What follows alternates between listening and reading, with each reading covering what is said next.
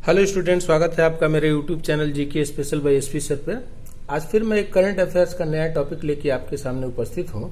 New definition of MSME, micro small medium enterprises. India में जो सूक्ष्म उद्योग हैं, लघु उद्योग हैं या मध्यम उद्योग है, उनकी परिभाषा में बदलाव कर दिया गया है। 2008 से जो परिभाषा चले आ रहा था 2006 के कानून के अनुसार, उसको बदल दिया गया है 2020 में, ये कोविड-19 पेंडेमिक के बाद से। तो ये बहुत इंपॉर्टेंट है क्योंकि ये जो है एमएसएमई सेक्टर है, इसका बहुत ज्यादा इंपॉर्टेंट रोल होता है इंडियन इकोनॉमी में, इंडिया के एम्प्लॉयमेंट प्रोवाइड करने में, या फिर जीडीपी में, या फिर जितना इंडिया से एक्सपोर्ट होता है उसमें। तो ये सब की वजह से देखिएगा हर तरह के एग्जाम में, जैसे यूपीएससी है या स्टेट पीसीएस जैसे जेपीएससी हो गया या बीपीएससी हो गया, इसमें पीटी में भी और मेंस में तो 20-25 नंबर के क्वेश्चन इससे रहते हैं। तो ये बहुत इंपॉर्टेंट सेक्शन है, इसलिए मैंने इसको कवर करने का प्रयास किया है। और फिर बैंकिंग एग्जाम में तो रहते ही हैं, एसएससी, रेलवे, सभी परीक्षाओं में ये रहते हैं। तो इसी चीज को ध्यान में रखते हुए इसमें देखेंगे कि हम लोग नया डिफिनेशन क्या है, फिर ये इसका क्या इंपॉर्टेंट रोल होता है इंडियन इकोनॉमी में, फिर ये जो बदलाव किया गया है उसके पॉजिटिव एस्पेक्ट क्या है, नेगेटिव एस्पेक्ट क्या है, फिर इस इंडस्ट्री के सामने क्या क्या चैलेंजेस हैं। तो ओवरऑल सब चीज को कवर करने का प्रयास मैंने किया है ताकि पीटी एग्जाम में भी और मेंस में भी कोई भी प्रश्न इससे आपका बाहर नहीं जा सके। तो सबसे पहले हम लोग चर्चा कर लेते हैं कि सिग्निफिकेंस ऑफ एमएसएमई, मतलब ये जो माइक्रो स्मॉल मीडियम एंटरप्राइजेज हैं, उनका क्या इंपॉर्टेंट रोल है इंडियन इकोनॉमी में, उनका क्या महत्व है। तो वो पहले हम लोग एक बार देख लेते हैं। तो एमएसएमई सेक्टर जो है second largest employment provider sector है आफ्टर एग्रीकल्चर। कृषि के बाद सबसे अधिक जो है रोजगार देने वाला क्षेत्र जो है एमएसएमई सेक्टर है। आप जान रहे हैं कि कृषि के क्षेत्र में सबसे अधिक रोजगार मिलता है और उसके बाद से माइक्रो स्मॉल मीडियम एंटरप्राइजेज में मिलता है। और देयर आर नियरली जो है 56 मिलियन जो है माइक्रो स्मॉल मीडियम एंटरप्राइजेज हैं, जो टोटल इंडिया के इंडस्ट्री के 95% है। मतलब 5% ही लार्ज स्केल इंडस्ट्री है, 95% जो है एमएसएमई है। और ये जो है 124 मिलियन लोगों को जो है एम्प्लॉयमेंट प्रोवाइड करता है। 124 करोड़ 124 मतलब कि 124 मिलियन का मतलब है 12 करोड़ 40 लाख लोगों को ये रोजगार प्रदान करता है। तो इस तरह से इसका इंपॉर्टेंस है। फिर एमएसएमई सेक्टर जो है इंडिया के जीडीपी में 8% कंट्रीब्यूट करता है। जैसे इंडिया का जीडीपी जो है 210 लाख करोड़ रुपए है, तो 210 लाख करोड़ रुपए का 8% जो है इसी सेक्टर से आता है। और फिर जो इंडिया से एक्सपोर्ट किया जाता है उसका 45% जो है कंट्रीब्यूशन है किसका, एमएसएमई सेक्टर का। तो एमएसएमई सेक्टर जो है 45% कंट्रीब्यूट कर रहा है एक्सपोर्ट में। फिर इसमें एमएसएमई में 14% जो है एमएसएमई जो यूनिट है वो वुमेन लेड इंटरप्राइजेज होता है, महिलाओं के द्वारा संचालित किया जाता है। और 60% इसमें से जो है वो रूरल एरिया में बेस्ड होता है, ग्रामीण क्षेत्रों में जो है वो बेस्ड है। तो इस तरह से ग्रामीण क्षेत्र में ये रोजगार का एक महत्वपूर्ण साधन है। और इसमें लगभग 6000 जो है गुड्स जो है प्रोडक्ट इसमें तैयार किए जाते हैं। तो इस तरह से आप देख सकते हैं कि इसका क्या महत्व है भारत के अर्थव्यवस्था में। तो पहले हम लोग समझ लिए, अब हम लोग समझेंगे कि इसके परिभाषा में क्या बदलाव किया गया, क्या डिफिनेशन में जो है बदलाव किए गए। तो इस चीज को हम लोग अब इसमें फोकस करेंगे। तो सबसे पहले हम लोग समझ लेंगे कि पुराना डिफिनेशन क्या था, ओल्ड डिफिनेशन क्या था। जो एमएसएमई जो एक्ट था 2006 का, जो 2008 में लागू हुआ था, तो उसके हिसाब से जो है पुराना डिफिनेशन क्या था और फिर रिवाइज्ड जो है डिफिनेशन क्या है एमएसएमई का। इसी से मेन ज्यादा प्रश्न रहेंगे। तो पहले जो डिफिनेशन था एमएसएमई का, वो लिंक था इन्वेस्टमेंट पे, मतलब प्लांट और मशीनरी में क्या इन्वेस्ट किया जा रहा है उसके आधार पे जो है एमएसएमई को कैटेगराइज किया जाता था माइक्रो स्मॉल मीडियम एंटरप्राइजेस में। तो पहले इन्वेस्टमेंट पे बेस्ड था। अभी देखिएगा नया डिफिनेशन में इन्वेस्टमेंट के साथ साथ टर्नओवर को भी शामिल कर लिया गया है। तो ये नया चीज है। फिर पहले के डिफिनेशन में जो है मैन्युफैक्चरिंग के लिए अलग टर्म एंड कंडीशन था, और जो सर्विस प्रोवाइड करने वाली कंपनियां हैं एमएसएमई है उसके लिए अलग टर्म एंड कंडीशन था। अभी क्या किया गया है, तो दोनों को कंपोजिट शामिल कर लिया गया है, कंपोजिट क्राइटेरिया अपना लिया गया है। मतलब इनको अलग से सेपरेट नहीं रखा गया, बल्कि एक ही तरह के यूनिट मान लिया गया है। तो अब इसमें पुराना जो डिफिनेशन है उसमें माइक्रो इंडस्ट्री हम तब बोलते थे जब प्लांट और मशीनरी में इन्वेस्टमेंट अगर 25 लाख तक है, 25 लाख तक है, तो उसको बोलते थे माइक्रो इंडस्ट्री, 25 लाख तक। अब सोचिए कि 1 लाख भी हो सकता है, 2 लाख, 5 लाख, 10, 20, 25 लाख तक, तो वो माइक्रो इंडस्ट्री हो गया। अगर सर्विस प्रोवाइड करने वाली कंपनी है, जैसे ये मैन्युफैक्चरिंग, कोई गुड्स का मैन्युफैक्चरिंग करता है, जैसे 6000 टाइप्स ऑफ प्रोडक्ट हमने बताया था। सर्विस प्रोवाइड करने वाली बहुत सारी कंपनियां हैं, जैसे कोई ट्रेड कंपनी है, या फिर इंश्योरेंस है, या बैंकिंग है, या फाइनेंस है, या होटल है, टूरिज्म है, रेस्टोरेंट है, ये सब सर्विस प्रोवाइड करने वाली कंपनी है। तो उसमें प्लांट और मशीनरी में अगर 10 लाख तक इन्वेस्टमेंट है तो वो माइक्रो यूनिट था। फिर जब जो है इन्वेस्टमेंट का लिमिट 25 लाख से 5 करोड़ तक होता है, तब उसको बोलते थे स्मॉल इंडस्ट्री। और अगर सर्विस प्रोवाइड करने वाली कंपनी है तो 10 लाख से 2 करोड़ के बीच में। देखिए डिफरेंस आपको दिखाई दे रहा है।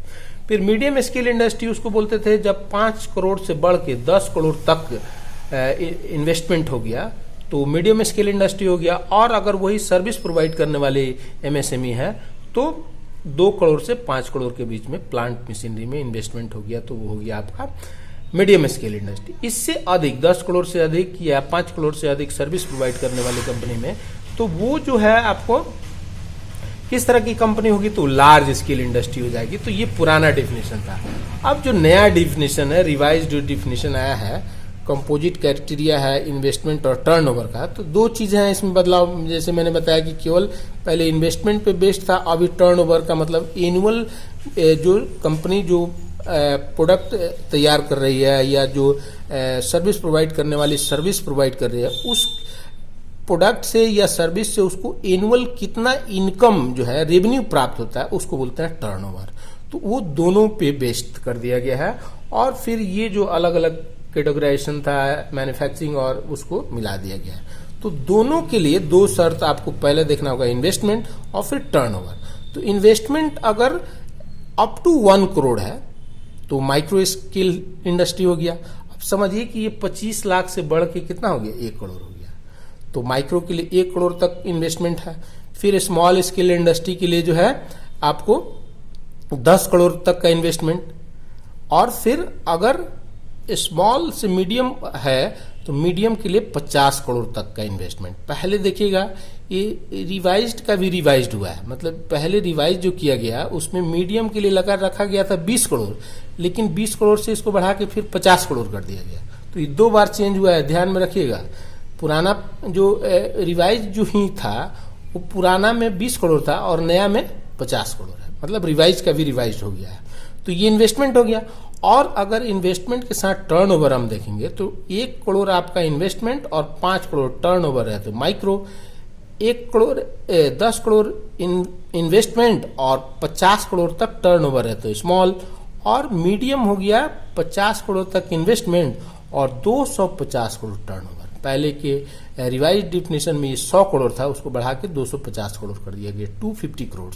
तो इस तरह से जो है अब ये जो परिभाषा चेंज हुआ उससे देखिएगा कि बहुत सारे लार्ज स्केल इंडस्ट्री अभी की मीडियम स्केल इंडस्ट्री हो गए, फिर पहले के मीडियम स्केल इंडस्ट्री अभी के स्मॉल स्केल इंडस्ट्री हो गए, फिर स्मॉल स्केल इंडस्ट्री अभी के माइक्रो स्केल इंडस्ट्री हो गए। ये बदलाव से जो है more form will be come under MSME list, ज्यादा से ज्यादा जो है फॉर्म जो है उनका एंट्री हो गया है एमएसएमई सेक्टर में। तो इस तरह से ये डिफिनेशन में बदलाव कर दिया गया है। तो ये बहुत इंपॉर्टेंट है, ध्यान में रखिए कि माइक्रो किसको बोलेंगे, स्मॉल किसको बोलेंगे, मीडियम किसको बोलेंगे, इन्वेस्टमेंट के हिसाब से कितना और टर्नओवर के हिसाब से कितना।